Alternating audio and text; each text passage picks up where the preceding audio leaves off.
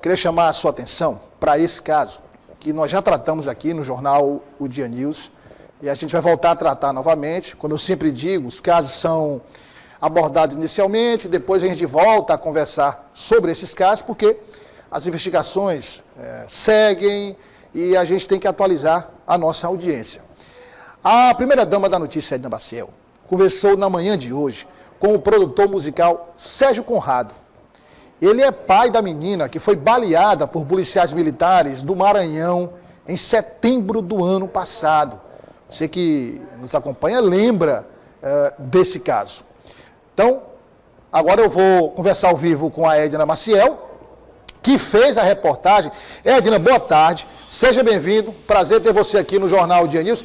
E antes da gente entrar efetivamente no material que você produziu hoje, Edna, sim, só para quem está nos acompanhando, a gente relembrar um pouco do que aconteceu no ano passado. Boa tarde mais uma vez. Boa tarde, Douglas Cordeiro, e a toda a nossa audiência. É um prazer também sempre participar aqui no Ao Vivo do ODN. Olha só, Douglas, no ano passado, em agosto, melhor dizendo, no mês de agosto, uma família vinha, depois de uma apresentação musical, uma das filhas do Sérgio, como você mesmo disse, a Aline Conrado, é cantora, e eles voltavam de Timon, nossa cidade vizinha, Maranhão, e de carro, as duas irmãs, o pai e a mãe. Bom, quando chegou já aqui em Teresina, eles perceberam um carro ao longe, um carro branco, mas acharam que era do fluxo mesmo do carro. Ele me falou em off, antes de produzir a matéria, que ele achou que era do fluxo do trânsito mesmo, embora já passasse da meia-noite, E eles já estavam atentos. Mas aí, num determinado momento, de repente, o carro parou, o carro conseguiu fazer com que eles parassem, atingiu 2 pneus do carro deles, ele rodou na pista e daí começou uma história muito trágica. Mesmo depois se identificando como policiais, antes dispararam vários tiros e o tiro atingiu uma das pessoas que estavam no carro, uma das filhas. Nós vamos então conferir todos os detalhes na reportagem que eu e o Zeca Moreno produzimos nessa manhã. Por favor. O caso teve grande repercussão à época. A família vinha de carro de uma apresentação musical em Timon, no Maranhão, quando já em Teresina, no Piauí, foi surpreendida com vários tiros de fuzis disparados contra o carro em que se deslocavam por policiais do Maranhão. Eles estariam perseguindo bandidos. Um dos tiros atingiu Giovana Gabriele, de apenas 13 anos, no abdômen, irmã da cantora Aline Conrado. Fora o susto, pois o pai de Giovana conta que pensaram que todos iam morrer naquele dia, ficou o prejuízo material e o pior, o comprometimento da saúde física e mental da jovem, que não dorme mais sozinha, e esta semana se submeteu a uma segunda cirurgia. Para vocês terem ideia da gravidade do que aconteceu, a família foi salva ainda por esse case bem aqui. Ele estava na mala do carro e um dos tiros atingiu aqui, entrou por esse lado e saiu pelo outro. No total, foram contados, no mínimo, 8 disparos contra o carro. Você estuda, você faz concurso, você se prepara para aquela missão, para ser policial, então não é para sair errando assim, botando a vida da população em risco, Ao contrário, tem que proteger, não matar. Semana passada ela passou por outro procedimento cirúrgico lá no hospital infantil, com a doutora que acompanha ela desde a cirurgia dela na HUT, e ela teve que passar porque a cirurgia dela estava inflamando, e aí teve que ser retirado os pontos internos para que a cirurgia possa cicatrizar 100%. Mas o procedimento foi feito com tranquilidade, foi rápido, graças a Deus, e ela está aí mais uma vez se recuperando muito bem. A família agora tem outra luta para vencer, desta vez relacionada à justiça. Até agora, o Ministério Público não apresentou denúncia e a Polícia Militar do Maranhão não apresentou o relatório do inquérito à família.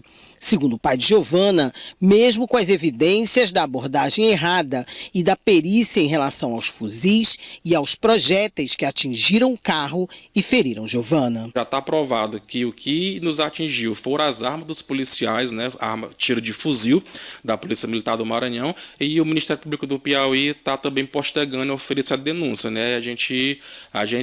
Eu creio que ela tem os motivos, né? Tem os motivos dela, mas eu quero entender que a perícia já fala por si só, né? Então, o que a gente quer pedir em nome da família, em nome da minha filha, que é a maior vítima disso, né? A gente quer pedir essa resposta, tanto por parte do MP do Piauí, como também pela Polícia Militar do Maranhão, que até agora passou 6 meses e eles vêm postergando uma coisa que é direito nosso. O que passa pela minha cabeça, eu acho que ninguém consegue assim imaginar, né? Mas eu tenho força, eu consigo me erguer, levantar minha cabeça.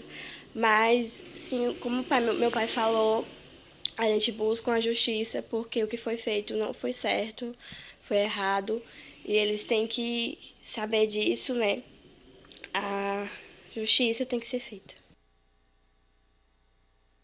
E Douglas, e vocês que estão nos assistindo, o quanto ainda é dolorido, né, tanto para a Giovana como para o pai, falarem desse dia, né, de um dia que apavorou, deixou eles muito apavorados, como eles falaram na reportagem, eu disse, o dano material conta, mas é o que menos conta nesse momento.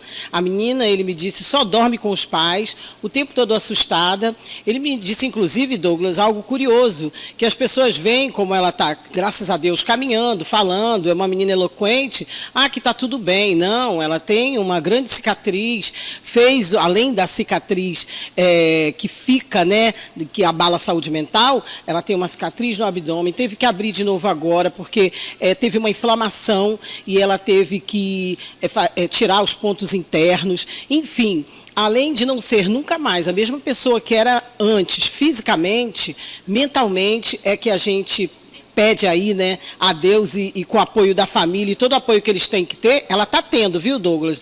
Um apoio de assistência social, a Polícia Militar, a Polícia do Maranhão está, sim, dando algumas respostas, mas não encaminhou o relatório, e também aí do Ministério Público do Piauí, segundo o pai Sérgio, né, ainda não houve o encaminhamento que deveria ter. Então, o que eles pedem é que os advogados deles estão também pedindo indenização, então que o processo corra o mais rápido possível para que haja justiça nesse caso. Para complementar para vocês, o local onde foi, segundo a coordenação do DHPP, e para a gente dar mais precisão, o que aconteceu foi ali entre as avenidas José Francisco de Almeida, né, a principal ali do bairro de Seu Arco Verde, e a Paulo Ferraz, que é um trecho já urbano da BR 343, foi ali que tudo aconteceu, e segundo as primeiras investigações, a Polícia do Maranhão, Douglas, ela estava perseguindo um sargento, né, perseguindo uma pessoa que teria matado um sargento. Então, houve um equívoco, houve um erro, e na mesma hora eles levaram a menina para o hospital, deram essa assistência, mas está emperrando aí a questão do processo, Douglas. A gente segue acompanhando esse caso, porque é um caso que precisa de uma solução, mas Exato. Ao mesmo tempo precisa também ser mostrado como uma forma de esclarecer detalhadamente o que aconteceu, para que não ocorra de novo. Exato. Para que não ocorra de novo. Obrigado, Edna. Obrigada a você e a toda a nossa audiência. Boa tarde, bom trabalho. Boa tarde. Obrigado, você também, Edna Maciel. Olha, como a Edna disse, não, mas é porque a perseguição estavam perseguindo assaltantes que teriam, traz as imagens aqui, matado o sargento. Aquele caso, o sargento que a gente havia tratado aqui também. Bom, veja só, desculpa aí, foi um equívoco. Um equívoco? Como equívoco? Como equívoco? Como é que eu vou chegar, coloca o GC aí, se puder, como é que eu vou chegar num determinado local e imaginar o seguinte, é a mesma história lá, viu, meu primo? É a mesma história que acontece, que a gente mostra, infelizmente, com certa frequência aqui, do criminoso que matou o outro por engano. Não tem esse caso? Não, era um irmão parecido com o alvo, o irmão do alvo era parecido, quem morreu foi o irmão do alvo, não foi o alvo. Não, era uma pessoa aí que estava na rua, parecia com o alvo, então essa pessoa foi assassinada, não era ela, era o alvo. A mesma coisa, o carro parecia com o carro dos criminosos. Então, atirar não é assim. A polícia é treinada para ter essa capacidade de discernimento e agir de forma correta. Tem treinamento, tem preparo.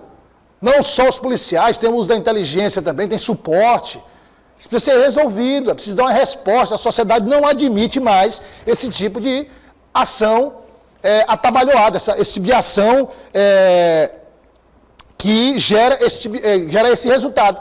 Pessoas inocentes que sofrem por conta de uma ação desastrada. Isso não é possível.